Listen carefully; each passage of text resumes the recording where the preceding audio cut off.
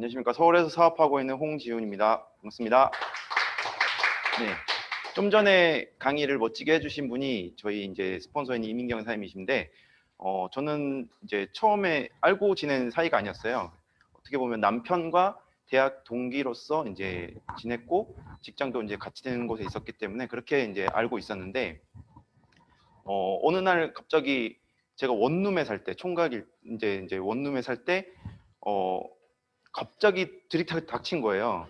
그래서 그냥 이 교사님이 온 줄 알았는데 두 부부가 같이 온 거예요. 근데 공교롭게도 그때 제가 원룸 되게 좁은 8평도 안 되는 곳에서 그냥 속옷만 입고 있었어요. 근데 원룸 구조 아시죠? 근데 그냥 들이닥쳐가지고 그냥 맥주 사들고 왔다고 해서 딱 온 거예요. 그래가지고 이게 왜 이렇게 늦은 밤에 이렇게 왔나 싶었는데 갑자기 또 누워보래요. 세수하고 와서 IRP를 해준 거예요. 이게 이제 필링하는 거 있잖아요. 그걸 하면서 이제 누워 있었는데 사실 원룸 그 좁은 데서 3명이 있고 저는 혼자 누워 있는 거예요.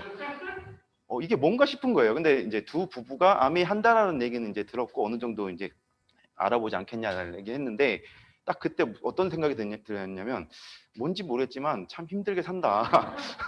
아메리카 뭔지 모르겠지만 좀 그렇다 이런 생각이 많이 들었거든요. 근데 저도 이제 그렇게 봤던 아메이를 좀 더 알아보니까 너무 다른 거예요. 그리고 저도 역시 이제 열심히 사업을 해서 다이아몬드 핀이라는 게 됐고 이제 열심히 사업을 하고 있습니다. 저희 오늘 주제는 머니 트렌드라는 주제로 이제 준비를 했고요. 사실 돈에 대해서는 그냥 돈 이렇게 생각할 수 있는데 저는 돈에 대해서 어떤 트렌드에 대한 느낌이 있어야 된다고 보는 사람이고 그거에 대한 질문을 좀 많이 잘 해야 된다고 봅니다. 많은 사람들이 돈을 어떻게 벌지? 그리고 얼마의 돈이 필요할까? 이 질문을 합니다. 근데 제가 최근에 옛날 영화긴 하지만 최근에 또 잠깐 봤던 영화 중에 하나가 뭐냐면 올드보이라고 되게 유명했던 영화죠. 다들 어느 정도는 기억나실 겁니다. 유지태라는 사람이 최민식을 15년 동안 가뒀어요. 근데 최민식이 나와서 했던 질문이 뭐냐면 15년 동안 나를 왜 가뒀냐 이거죠. 근데 유지태가 무슨 얘기를 했냐면 질문이 잘못됐다고. 15년 동안 가뒀는데 왜 풀어졌냐 그 질문을 했어야 된다고. 근데 저는 돈도 마찬가지라고 생각하거든요. 많은 사람들이 얼마의 돈이 필요하냐, 그래서 어떻게 벌어야 되나 이 생각을 해요. 네. 근데 저는 반대로 어떤 돈이 필요한가에 대한 질문을 하셨으면 좋겠다는 생각이 듭니다. 돈은 무조건 많으면 좋지 않냐? 저는 이렇게 생각하지 않고 어떤 돈이면 내가 사는데 행복하게 살 수 있을까라는 질문을 바꿔야 된다는 생각이 들었고 잠깐 제 소개를 드리자면 저는 고등학교 같은 반 친구들이 되게 친했던 4명이 있었어요. 그 친구들이 다 사관학교를 가기를 원했고 그 중에서 더 친했던 친구가 공군사관학교를 가자고 해서 저도 이제 친구 따라 강남 간다고 그냥 간 거예요. 근데 사실 저는 여기가 그냥 대학교인 줄 알고 제복 있는 대학교인 줄 알았거든요.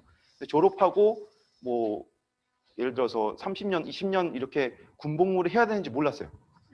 그러니까 정말 모르고 간 거죠. 그때는 뭐 인터넷이 엄청 발달되거나 이러지 않았기 때문에 제가 강원도 동해에서 시골 마을에서 있었기 때문에 주변 사람들이 대학교를 많이 안 갔어요. 친척 중에 대학교 간 분들 거의 없었고. 그래서 그냥 대관령만 넘어가자 이 생각을 했었는데 친구가 간다고 하니까 따라간 곳이 이제 사관학교였습니다. 근데 좀 특이하다 보니까 전혀 모르던 이제 그 생활을 했고 너무 좋았던 것도 있었지만 너무 힘든 그런 생활을 보냈었습니다. 그래서 졸업하고 난 다음에 전투기 조종사가 사실 이제 다들 목표기 때문에 저 역시도 전투기 조종사가 되기 위해서 부단히 노력을 했겠죠. 근데 저는 그냥 태생적으로 되게 내성적인 사람이에요. 지금 아메이를 통해서 강의를 하니까 강의 때 얘기를 보통 할 뿐이지 보통 얘기를 잘 안 하고 집에 보통 있어요. 그렇게 내성적이고 집돌이 집순이인 사람인데 여기에서는 리더십을 가지고 너무나 많이 이제 많은 걸 요구하는 거예요. 그래서 저는 너무 많이 스트레스를 받았고 그리고 더군다나 기계치예요. 근데 이제 조종을 하러 딱 올라갔는데 여기는 내비게이션이 없잖아요. 그러니까 밑에 지형 지물을 다 외우지 않는 이상 조종하기 되게 힘듭니다. 근데 올라가서 딱 드는 생각이 이러다 북한 가겠다 이런 생각이 들면서 아무리 남들이 봤을 때 좋은 직업이라 하더라도 내가 매일매일 이렇게까지 스트레스 받을 거면 내려놔야겠다라는 생각이 들어서 24살, 5살 정도 되는 나이에 내려놨습니다. 내려놓고 난 다음에 생각했던 게 뭐냐면 어쨌든 고등학교 3년 피 터지게 공부를 해서 남들이 생각하는 괜찮은 학교를 갔는데 또 조종사의 길도 나쁘지 않은 되게 괜찮은 길이잖아요. 그거를 포기했을 때 느낌은 어떻냐면 10년 동안 나름 열심히 했던 것에 대한 안 됐을 때 좌절감이 되게 컸어요. 그리고 그 공백을 메꿔줘야 되잖아요. 그 공백을 메꿔줬을 때 그 하나의 질문을 했습니다. 나는 앞으로 어떻게 살아야 되는가? 근데 다행인 건 뭐였냐면 그래도 공무원이잖아요. 군인이면 공무원이잖아요. 30년이 보장된 거예요. 그리고 30년 이후에 연금으로서 돈으로도 어느 정도 보장이 된 거죠. 보장이 됐기 때문에 저는 딴 길을 생각했어요. 오히려 보장된 길에서 어떻게 생각해 볼 요량으로 살지 않았고 25이라는 나이에 행복 하나만 생각해서 책도 많이 읽었고 많이 이제 철학적으로 사색을 했던 것 같아요. 그러면서 생각했던 게 뭐냐면 내 인생에서 매달 나오는 인세가 있으면 너무 괜찮겠다. 조종사를 하면서 포기했을 때 좌절감이 엄청 컸는데 앞으로도 어떤 꿈을 찾고 그리고 가는 과정 속에서 난관이 있을 텐데 안 좋은 일이 생길 텐데 그때 만약에 내가 200만 원, 300만 원, 500만 원의 인세가 있다면 나를 지켜주지 않을까? 내가 나라까지 떨어지진 않지 않을까라는 생각이 들었고 더 나아가서는 500만 원, 1000만 원 그 이상이 있으면 욜로 라이프, 요즘에 욜로 라이프 용어가 이제 익숙해졌지만 제가 25살이라는 나이 때는 어떤 생각을 했냐면 스페셜리스트는 되게 고달픈 인생을 살아요. 그리고 그거에 맞는 사람도 있겠죠. 근데 저는 스페셜리스트보다는 제너럴리스트가 되고 싶었어요. 여러 분야를 다 즐기면서 그리고 어느 정도 즐기려면 좀 잘 해야겠죠. 그렇게 살면서 행복하게 인생을 마감하고 싶었어요. 그래서 100세 시대에 그렇게 살려면 매달 나오는 인세가 되게 중요하겠더라고요. 그래서 그때부터 했던 게 재테크였고 그 재테크를 하던 와중에 30대 초반에 만난 아메이를 가지고 봤을 때 아메이는 그 어떤 수단보다 빠르게 인세 수입을 구축할 수 있었던 거죠. 그래서 저는 어떻게 보면 아메이 자체는 어떻게 보면 처음에 마음에 안 들었지만 아메이가 가져다주는 수입이 너무 마음에 들었던 거예요. 그래서 보통 재테크를 할 때 저는 혼자만 하지 않고 남들한테 다들 인세 수입이 있어야 된다라고 20대 중반부터 얘기했는데 아메이를 하면서 그게 직업이 된 거죠. 그래서 저는 되게 어색하지 않게 지금도 아메이 사업을 하고 있고요. 어제도 같이 러닝하는 친구가 있는데 같은 동년배예요. 82년생인데 그 친구가 대학교 이제 교수가 되기 위해서 이제 그 강사로서 이제 일을 하고 있는데 계속 적금만 들었대요. 그래서 저는 적금 당장 깨라. 그래서 주식을 하든 저작권료를 하든 어쨌든 배당 수입처럼 인세 수입처럼 받는 수입을 구축을 하고 내가 하고 있는 팀XX 아메이 사업이 있는데 그걸 알아보면서 좀 더 인세 수입을 구축하면 좋을 것 같다라고 얘기하니까 옛날과 다르게 이제 반응을 하더라고요. 그래서 한번 알아보겠다 하고 다음 주에 또 이제 미팅에 초대가 됐거든요. 그래서 사실 모든 사람이 이제는 코로나 시대에 인세 같은 수입을 바라고 있어요. 그걸 어떻게 그들한테 얘기하느냐 본인의 몫인 것 같아요. 다 필요하지만 그걸 어떻게 전달하느냐에 따라 이제 차이가 있을 텐데 사업자 입장에서는 제 강의를 듣고 이렇게 얘기하면 사람들이 좀 더 와닿겠구나라는 생각이 들 수 있지 않을까 생각이 들었고 또 알아보는 입장에서는 이 수입이 얼마나 대단한지를 좀 더 보여주고 싶었어요. 그래서 이렇게 강의를 준비했고요. 아까 질문이 되게 중요하다 그랬죠. 인생에서 얼마의 돈이 필요할까? 이 질문을 애초에 알고 있는 사람은 그냥 방향을 이렇게 갔다 저렇게 갔다 하지 않습니다. 그냥 그걸 위해서 노력하면 될 일이죠. 근데 막상 물어보면 열심히 살았던 사람들도 얼마의 돈이 필요한지에 대한 답을 명확하게 하지 못해요. 그래서 물어보면 1억에서 뭐 100억, 150억 이렇게 얘기하는 분들이 있는데 그건 어쨌든 주관적인 판단이니까 답은 없겠죠. 근데 그러기 위해서 뭘 하냐 물어보면 연봉을 높이기 위해서 부단히 노력을 합니다. 그리고 그 수입으로 재테크를 한다고 해요. 그래서 또 한번 물어보죠. 연소득을 높이는 데 노력을 하고 그 수입으로 재테크를 하면 경제적인 숙제가 끝나냐 물어보면 안 끝난다고 얘기를 해요. 그리고 대다수가 안 끝나고 할아버지 때부터 한번 잘 지켜보세요. 부모님 세대 그리고 나의 세대까지 해결된 사람 혹시 많이 보셨나요? 옛날부터 건물주로서 부자인 사람은 이미 해결된 거고 그런 분들 빼고는 내 주위에 있는 많은 사람들 대다수가 99%가 해결이 안 됐어요. 근데 해결이 안 됐지만 이 두 가지만을 가지고 살아간다는 거죠. 이건 굉장히 위험할 수 있어요. 어차피 한번 행복하게 살아야 되는 인생인데 경제적인 숙제는 빨리 해결될수록 좋습니다. 숙제 보통 끝난 애들이 어떻게 해요? 놀죠. 근데 숙제 안 끝난 애들도 놀아요. 근데 불안하죠. 요즘 20, 30대가 그래요. 잘 노는데 숙제도 안 끝났는데 욜로 라이프를 하는 거예요. 욜로 라이프 자체는 굉장히 좋지만 저는 그 대안이 충분히 있어야 된다고 보는 거고요. 그래서 매달 200만 원 저축하기 쉽나요? 200만 원 벌기도 어려운 세상인데 200만 원을 저축했을 때 이제 1억을 모으는데 4년 정도 걸립니다. 요즘에 금리가 거의 바닥이기 때문에 이렇게 계산을 하면 되고 3억짜리 아파트가 요즘에 없죠. 그럼에도 불구하고 3억짜리 아파트를 구매하는데 10년이 넘게 걸립니다. 너무 오래 걸린다는 거죠. 그럼 집이 있으면 행복한가요? 집부터 시작인 거죠. 집부터 시작해서 여러 가지가 다 충족이 돼야 행복하다는 느낌이 좀 더 많이 있을 텐데 근데 집만 해결하는데 10년이 넘게 걸린다는 거죠.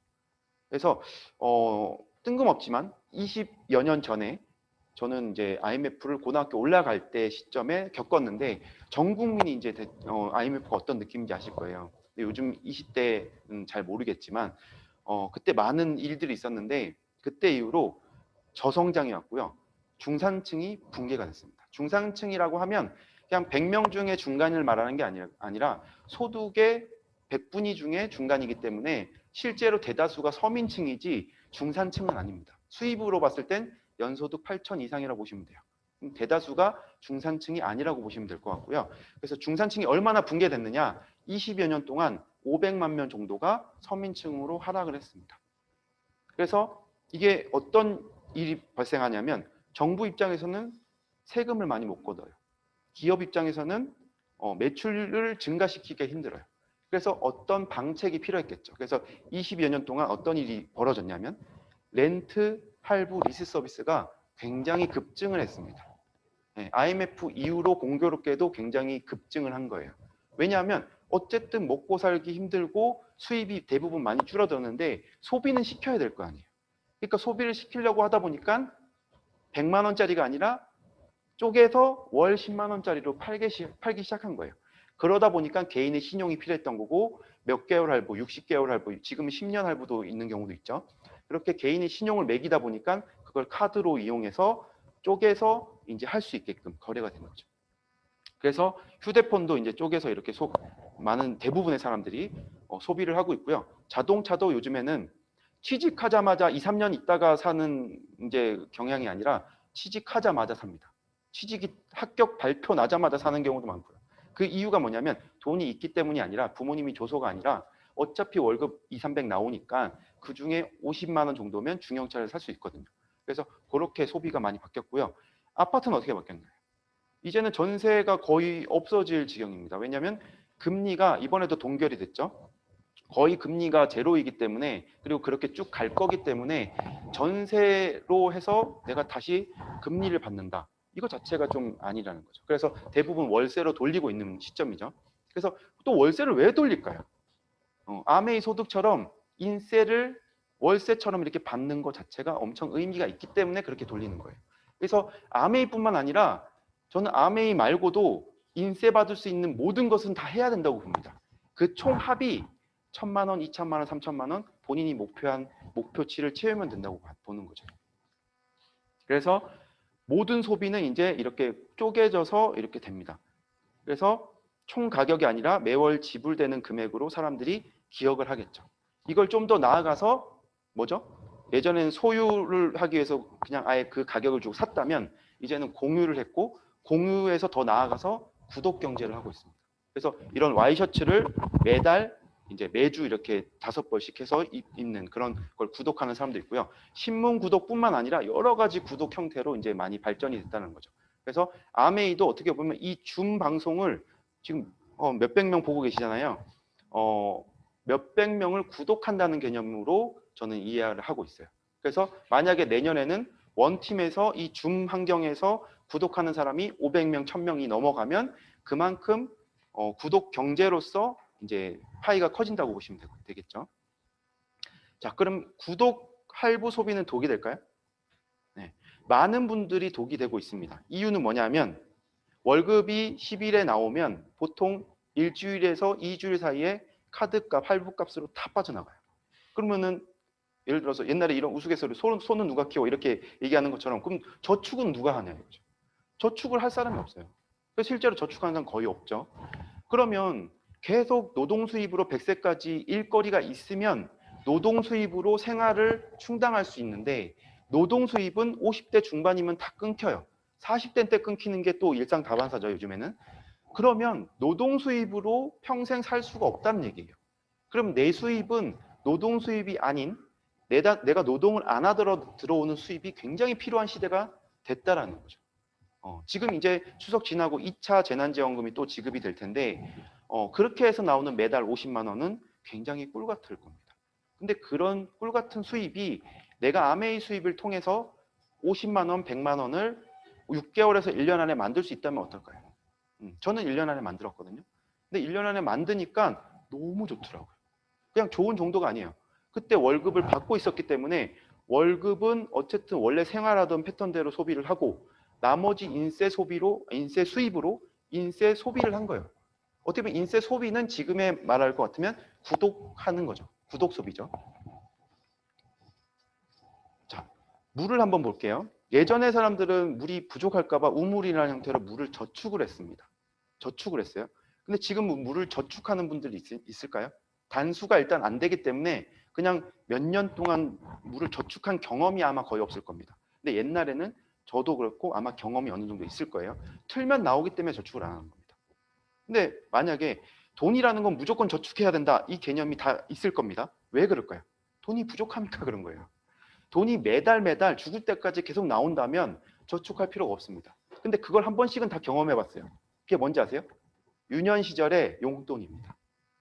어차피 유년 시절의 개념은 부모님은 평생 살아 계실 거고 어쨌든 나는 청소년기에 계속 용돈을 받을 거야.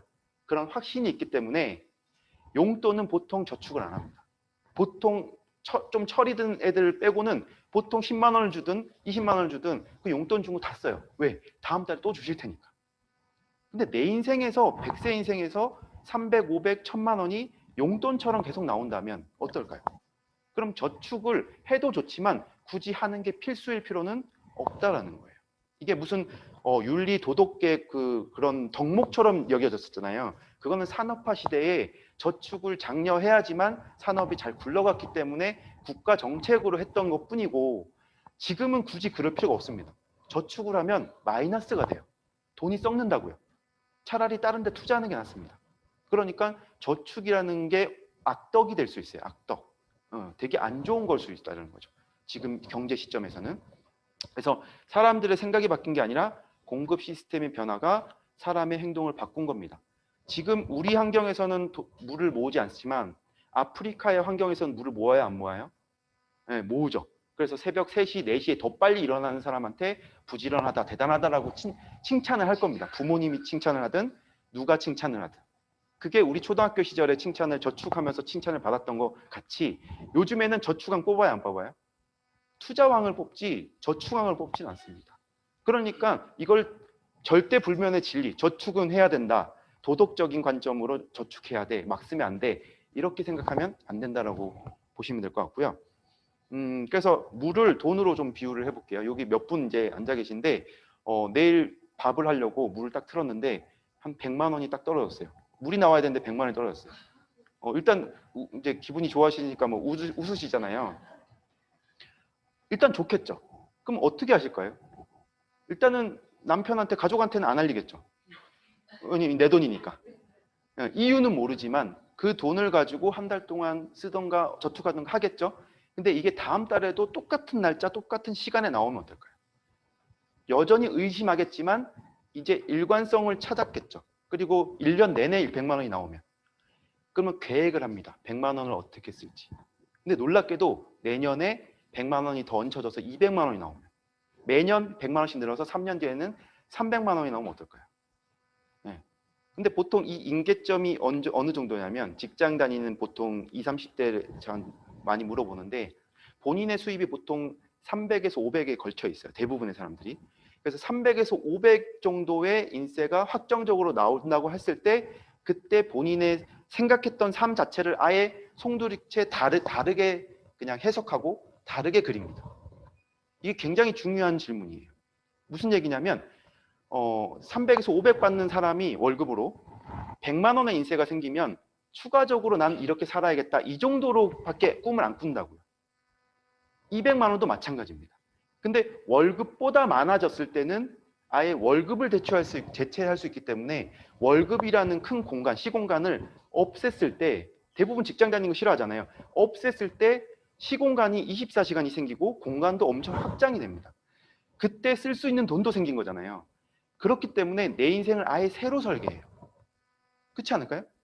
한번 그냥 뭐 질문에 답을 할 필요는 없지만 생각을 한번 해볼게요. 여기 줌 보시는 분도 한번 생각을 해볼게요.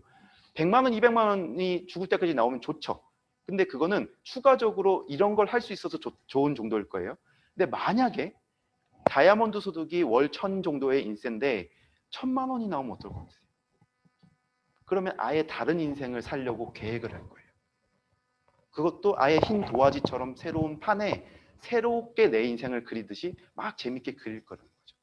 그리고 그러다가 망쳐도, 저처럼 조종사 하다가 망쳐도 새롭게 그릴 수 있는 공간이 또 있어요. 왜? 다음 달 또 100천만 원이 나올 거니까. 그게 인세가 주는 힘입니다. 네. 그래서 사업자들조차도 월 인세를 받는 아메이 사업자도 저축의 개념으로, 그리고 쌓아놓는 개념으로, 그 돈으로 쌓아놓고 나중에 뭐 해야지, 이 개념으로 생각하면 여전히 인세 소득은 받지만 인세 소비자는 아닌 거예요. 저는 인세 소비까지 가야 온전히 인세를 제대로 이해했다고 보는 사람이거든요. 그래서 그걸 보여주는 게 또 아메이 사업자의 또 일이라고 저는 봅니다. 그래서 욜로 라이프 많이들 이제 외치시는데, 보면은 욜로 라이프의 핵심은 그냥 이거예요. 옛날부터 뭐 까르페 디엠부터 해서 여러 가지 말이 있잖아요. 그냥 한 번 사는 인생인데 행복하게 살자예요. 그쵸? 뭐 구질구질하게 살 필요 있냐? 아니 뭐 어차피 한 번 사는 인생 좀 재밌게 살아야 되지 않겠냐? 여러 가지 표현이지만 어쨌든 그게 욜로 라이프로 함축이 된 겁니다. 그래서 그걸 풀었으면 그러니까 수치화한 거죠. 왼쪽에 집부터 해서 필요한 걸 다 적는 거예요. 생필품이 될 수도 있지만 내가 추가적으로 쓸데없는 거지만 이렇게 하면 행복할 것 같아를 적는 거예요. 예를 들어서 집안에 레고 블록으로 이렇게 딱 전시하는 거. 그게 꾸민 분도 있죠. 생산성에는 전혀 도움이 안 되지만 남들이 봤을 때는 찐따 취급을 받을 수도 있겠지만 상관없습니다. 내가 행복하다는데. 위법만 안 저지르면 그 안에서 내가 행복한 걸 뭐든지 할 수 있는 세상이 됐잖아요. 그죠? 그걸 적는 거예요. 근데 제일 필요한 것부터 적어야겠죠. 집도 없는데 다른 취미생활 할 건 좀 아니잖아요. 그죠? 집부터 쭉 적고 그걸 n분의 1로 쪼개서 지금 구독 경제식으로 나와 있어요. 구독을 하시면 됩니다. 그 구독료가 얼마인지를 계산하면 그게 뭐예요? 내가 얼마가 필요한지의 첫 번째 질문의 답인 거예요. 질문과 답이 있으면 그 일을 하시면 됩니다. 그게 아메이면 아메이를 하면 되시고 투자면 투자를 하시면 되는 겁니다. 근데 그거를 주식 투자하는 거랑 예를 들어서 주식 투자하는 거랑 아메이 하는 거랑 겹칠까요? 안 겹쳐요. 그래서 둘 다 하면 되는 거예요. 그쵸? 근데 예를 들어서 학교 직장을 다니고 있어요. 출퇴근하는 직장을 가지고 있는데 또 다른 연봉이 많은 출퇴근하는 직장이 있어요. 이 두 가지 다 선택할 수 있어요? 못해요. 그러니까 택 일을 해야 되는 거예요. 근데 아메이와 다른 것들은 다 같이 할 수 있어요. 그러니까 굳이 아메이 빼고 다른 걸 할래 라고 생각할 필요 없이 저처럼 저는 저작권료 받는 그런 수익 투자도 하고 있고 주식도 투자하고 있습니다. 그리고 아메이도 하고 있는 거예요. 만약에 좀 더 돈을 더 투자할 수 있는 정도가 되면 건물 투자를 해서 건물로 인세를 받을 겁니다. 그 정도로 인생에서 저는 인세가 중요하다는 걸 20대 중반부터 알았기 때문에 그런 거고, 그럼 왜 아메이를 이렇게까지 열심히 하느냐? 아메이가 가장 빠르더라고요. 그냥 노력 대비 가장 확실하더라고요. 그래서 다른 것도 열심히 하지만 아메이를 가장 열심히 하는 거라 보시면 될 것 같고요. 그래서 이론적으로 200만 원이 죽을 때까지 나오는 인세가 있다고 가정했을 때 집과 차, 통신료가 세 개가 다 합쳐봤자 한 150만 원 정도 소비하면 됩니다. 서울의 웬만한 20평형대 아파트 월세 100만 원이면 살 수 있어요. 그죠? 좀 더 좋은 중심가는 더 비싸긴 하겠지만 한 월세 100만 원이면 웬만한 데는 살 수 있습니다. 지방은 더욱더 좋은 데 살겠죠. 그래서 이게 이론이 아니라 실제인 걸 제가 보여드리고 싶은 게 2011년도에 한 2월쯤 제가 3월 달에 시작했는데 2월, 1월쯤에 아까 강의하셨던 이민경 사장님이 제가 원룸에서 런닝구 입고 있을 때 딱 드리작 쳐서 아메이를 얘기했던 것 같아요. 그로부터 몇 달 안 돼서 아메이를 시작했는데 너무 좋은 거죠. 네. 아메이를 뭐 어떻게 해야 될지 정확히는 잘 모르겠지만 브랜드 체인지하고 하면 매달 인세처럼 나온다고 하더라고요. 그래서 첫 번째 제가 브랜드 체인지에서 9,000원 정도가 나왔고요. 그리고 3%, 6%, 9%쭉 내리했어요. 그래서 한 50만 원 정도가 3개월, 4개월 하니까 나오더라고요. 이렇게 하면 진짜 잘 되겠네 해서 1년 동안 좀 열심히 했더니 SP라는 이제 핀이 되고 수입은 한 150만 원 정도 됐던 것 같아요. 그래서 직장이 있는 상태에서 이 수입이 나오면 어떨 것 같아요? 너무 좋겠죠. 그래서 저는 그때 집 월세로 분당에 오피스텔 38평에서 월세 100만 원 주고 살았어요. 남들은 다 미쳤다고 하죠. 왜냐면 월급 3, 400밖에 안 나오는데 월세로 산다고 하니까 부모가 엄청 부자냐 이렇게 오해하는 분도 있고 저는 이제 부모님도 자손성가 있고 저도 어떻게 보면 큰 돈 안 빌리고 제가 하는 건데 오해할 만하겠죠. 그리고 5년마다 새 차를 바꿀 수 있게끔 하는 월 50만 원이면 충분히 가능하겠죠. 그래서 통신료 10만 원. 그래서 많은 분들이 아메이 수입 아직 10만 원도 안 되는 분들이 쭈뼛쭈뼛하게 친구들한테 나 아직 10만 원밖에 안 나와. 그리고 10만 원밖에 안 나오니까 얘기도 안 해요. 그냥 하고 있어. 이렇게 얘기해요. 저는 당당하게 얘기하거든요. 10,000원 나올 때부터도 당당하게 얘기했어요. 왜냐하면 이게 5만 원이 나오면 평생 휴대폰이 공짜는 아니지만 휴대폰을 이제는 평생 신경 안 써도 되는 거예요. 30만 원이 나오면 경차부터 해서 차를 평생 걱정을 안 해도 되는 거예요. 100만 원이 나오면 평생 집은 걱정 안 해도 되는 거예요. 그 소득인지 모르고 그냥 아메이 소득을 받으면 그냥 쭈뼛쭈뼛하게 아메이 얘기를 하는 거예요. 수입도 마찬가지고. 다이아몬드가 돼야 뭐 자랑질을 하실 것인가요? 저는 그건 아니라고 보거든요. 10,000원부터도 너무 대단한 돈입니다. 그 대단한 돈이라고 알고 있어야 또 그 대단한 돈을 벌 수 있다고 말이죠. 그래서 사업자분들은 그렇게 생각하시면 좋을 것 같다는 생각이 듭니다. 그래서 저는 또 구독 소비를 한다 그랬잖아요. 그 전에 있는 구독 소비는 누가 봐도 필요한 거를 구독 소비를 했다면 필요한 게 채워지면 어떻게 돼요? 쓸데없는 걸 합니다. 취미생활이 대부분 쓸데없는 거죠. 잠깐만요. 하고 싶은 거죠, 한마디로. 필요한 걸 채웠으니 이제 욜로 라이프 쓸데없는 걸 채워서 저는 내 브랜드를 집어넣을 수 있는 개인 인스타 계정에 내 라이프 스타일을 이제 집어넣습니다. 다 비용이 필요해요. 집에서 아무것도 안 한 것도 비용이 필요합니다. 벌지 못하는 그 시간에 이제 돈을 해야 되니까, 지불해야 되는 거니까. 그래서 이걸 다 집어넣었을 때 많은 사람들이 30대 후반, 이제 곧 마흔이 되는 나이에 가장 바쁘게 살아야 되는데 가장 안 바쁘고 뭔가 여러 가지를 하는 느낌이 드는 거죠. 그래서 계속 질문을 해요. 넌 뭘 하는데? 그리고 거기에 있는 팀 액세스라는 활동은 뭔데? 라고 질문을 해서 그게 어저께 만난 그 친구였거든요. 그래서 그 친구는 오히려 사회 지위가 어떻게 보면 저보다 나아요. 대학교 교수가 될 친구고 공대 교수이거든요. 그래서 근데 저는 이제 당당하게 얘기를 했죠. 그 수입이 얼마나 보잘것없는지 얘기를 했죠. 그리고 이 사업에서 그리고 뭐 여러 가지 수입에서 인세가 왜 필요한지를 얘기했더니 알아볼 의향이 있다 그러고 이제 알아보겠다고 얘기를 하더라고요. 그래서 그렇게 저는 사업을 하고 있고요. 그래서 과정 자체가 저는 사업인 것 같아요. 많은 사람들이 결과가 되면 사업을 하겠다 하지만 그렇게 결과가 나오지 않을 뿐더러 저는 하는 과정 자체가 정말 사업이 되고 있는가라는 질문을 했을 때 저는 오케이라고 얘기할 수 있고 많은 분들이 그렇게 사업을 하면 좋겠지 않겠나라는 생각이 들어서 이렇게 강의를 준비했고요. 인생에서 얼마의 돈이 필요한가요? 첫 질문이죠. 이제 대략 어느 정도의 답을 가졌을 거라고 생각하고 이제 가졌으면 그 수단이 남의 일을 저는 열심히 하면 될 일이라고 봅니다. 그래서 이걸로 제 강의는 마치겠고 그 다음 강의는 비전을